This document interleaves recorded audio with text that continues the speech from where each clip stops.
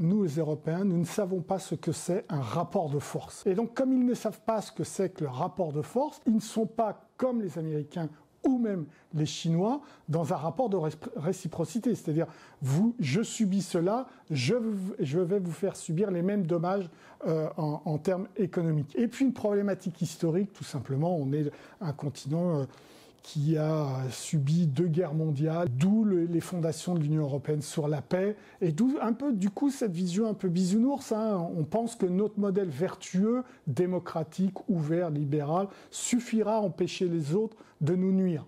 L'Europe veut retrouver la capacité de produire elle-même une part de ses panneaux solaires, mais la Chine, qui domine déjà le secteur, fait déferler depuis plusieurs mois des panneaux solaires à prix cassés et met en difficulté les entreprises européennes du secteur. Qu'est-ce qui se passe vraiment? C'est pas quelques mois, c'est quelques années que les panneaux solaires chinois envahissent l'Europe. Et c'était un des dossiers qui a surgi dans la fin des années 2000, qui était un dossier de préoccupation de l'Union européenne sur la capacité, en effet, des entreprises chinoises à casser leur prix pour pouvoir pénétrer le marché européen. C'est vrai que ça revient au goût du jour ces derniers temps, parce que l'Europe avait perdu très clairement cette bataille et elle espérait passer à des innovations telles qu'elle pourrait retrouver ses propres parts de marché. Il se trouve que les Chinois aussi innovent, donc on se retrouve en fin de compte avec les mêmes problèmes qu'il y a 15 ans sur cette problématique. Les Américains, eux, au nom de l'Inflation Reduction Act, ont bloqué les importations de panneaux solaires chinois. Pourquoi ne fait-on pas la même chose en Europe ? Parce qu'il n'y a pas de pensée stratégique en Europe sur la question de l'hyperconcurrence. Jusqu'à il y a encore très peu d'années, l'Europe a basé son logiciel fondamental sur le libéralisme. Et au cœur de ce libéralisme, sur la capacité de Bruxelles de signer des accords de libre-échange avec d'autres parties du monde. Mais c'est là où je pense que les gens à Bruxelles confondent les moyens avec les objectifs. Les accords de libre-échange, c'est un moyen, ce n'est pas un objectif. Donc quel est l'objectif de l'Union européenne? On ne le connaît pas très clairement. En revanche, aux États-Unis, il y a toujours eu une pensée stratégique sur les affrontements économiques dès la naissance de cette nation-là. Et donc on a réfléchi dès le début sur le fait que les États-Unis se devaient être dès le début un pays en partie protectionniste. Nous, les Européens, nous ne savons pas ce que c'est un rapport de force. Et donc comme ils ne savent pas ce que c'est que le rapport de force, ils ne sont pas comme les Américains ou même les Chinois, dans un rapport de réciprocité. C'est-à-dire, je subis cela, je vais vous faire subir les mêmes dommages en termes économiques. Je pense que l'Union européenne a besoin d'une réflexion vraiment globale, d'un point de vue stratégique, pour définir ce qu'est ce nouveau monde qui est fondé sur une hyper-concurrence, une hyper-compétition. J'utilise dans mes livres le terme de guerre économique, mais je sais encore combien il fait peur à la fois en France, mais encore plus à Bruxelles. Donc allez, on ne va pas faire de bataille sémantique, parlons d'hyper-concurrence mondiale. Pire encore, on a parfois le sentiment que le marché européen est plus ouvert que les autres. Pourquoi ? Nous, les Européens, on s'est arrêté à la conception d'Adam Smith du marché. Ça remonte à quelques siècles. Pour Adam Smith, le marché, c'est la rencontre d'un acheteur et d'un vendeur, et tous les deux possèdent le même niveau d'information. C'est ça le marché pour les Européens. Il se trouve que les Anglo-Saxons, à partir du lendemain de la guerre, et l'école néoclassique, l'école néolibérale, a dit non, c'est pas du tout ça le marché. C'est tout le contraire. C'est le lieu de la concurrence et de la compétition. C'est un lieu de l'opacité, et c'est celui qui possède la meilleure information qui remporte la mise. Donc vous voyez la conception complètement différente des Européens et des Anglo-Saxons. Et du coup, parfois, on n'est plus royaliste que le roi.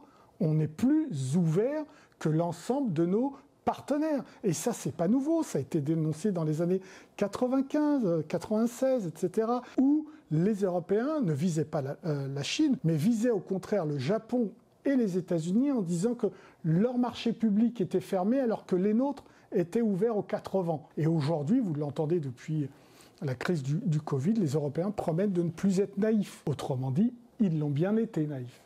Est-il possible de s'entendre à 27 et avons-nous les mêmes intérêts ? C'est pas facile de s'entendre à 27, très clairement, avec des positions qui sont différentes. C'est clair que l'Allemagne, les Pays-Bas ont intérêt au libre-échange. Les Pays-Bas, c'est un déficit énorme avec la Chine, mais c'est un excédent au sein de l'Union européenne. Donc ça veut dire tout simplement que c'est un hub d'entrée des produits chinois. L'Allemagne, son modèle, c'était l'énergie à bas coût via la Russie et l'exportation des machines-outils, des automobiles, à la fois en Chine et aux États-Unis. On est d'accord, c'est pas facile de s'entendre à 27, mais c'est pas suffisant comme explication. Il y a d'autres explications. La première, c'est l'absence de vision et l'absence de connaissance de ces problématiques de la part des élites européennes. Songez par exemple qu'en France, aucune élite n'a été formée aux problématiques de guerre économique. Il n'y a pas de cours à HEC, pas de cours à l'ex-ENA. Problématique de connaissance, problématique de culture, problématique que c'est pas facile de s'entendre à 27. Et puis une problématique historique, tout simplement. On est un continent qui a subi 2 guerres mondiales, une décolonisation qui ne s'est pas toujours très bien faite. Donc évidemment, la violence a été très forte sur ce continent, d'où les fondations de l'Union européenne sur la paix, et d'où un peu, du coup, cette vision un peu bisounours. On pense que notre modèle vertueux, démocratique, ouvert, libéral, suffira à empêcher les autres de nous nuire. C'est faux. À l'exception d'Airbus dans l'aéronautique, l'Europe ne manque-t-elle pas de grandes entreprises européennes intégrées à défendre? Qui vous dit ce qu'est une entreprise européenne? Est-ce qu'à Bercy, on vous le dit? Est-ce qu'à Bruxelles, à la Commission, on définit une entreprise européenne? Aux États-Unis, on sait ce que c'est qu'une entreprise américaine. En Chine, on sait ce que c'est qu'une entreprise chinoise. Concrètement, à Bruxelles, il n'y a pas un bureau pour aider les entreprises européennes dans leurs exportations ou lorsqu'elles sont attaquées par un concurrent de manière déloyale. Donc cette notion-là, elle n'existe pas. Demandez aussi à Bruxelles quels sont les secteurs stratégiques. Ils ne savent pas ce que c'est qu'un secteur stratégique. Demandez à Bruxelles quels sont les textes doctrinaires, donc au beau sens du mot doctrine, stratégique, etc., sur la sécurité économique de 450 millions d'Européens. Il n'y en a pas. Dans ce nouveau monde hyper concurrentiel, pour survivre, quelle réflexion l'Europe doit-elle mener? Je pense qu'il faut penser comme des faibles. Ce qu'a fait la Chine à partir de Deng Xiaoping, donc à la mort de Mao Tse-tung en 1976, il a pris le pouvoir en 1978, mais c'est ce qu'il a fait. Aller jouer le jeu de la compétition, mais d'abord être un faible pour cacher en plus pas mal de choses et surprendre l'adversaire. Nous, on a complètement oublié, par exemple, ce qu'était la métisse grecque, c'est-à-dire la ruse de Ulysse. Or, on en a besoin aujourd'hui. On ne peut pas affronter frontalement nos adversaires uniquement. Il faut également qu'on ait une pensée de la ruse pour pouvoir détourner l'affrontement et trouver d'autres chemins pour arriver à maintenir notre puissance. Par exemple, ce serait de faire une étude pour savoir quels sont nos atouts. Qu'est-ce qui, dans nos technologies, nous permet de bloquer une filière et de jouer là-dessus? Si on a une attaque économique, qu'est-ce qui nous permet de répondre et de dire attention, si vous continuez cette attaque, nous, on a par exemple cette filière. Exemple très, très rapide, très simple, dans les puces, on a l'une des plus belles en société aux Pays-Bas. Qui a cartographié ça? Personne.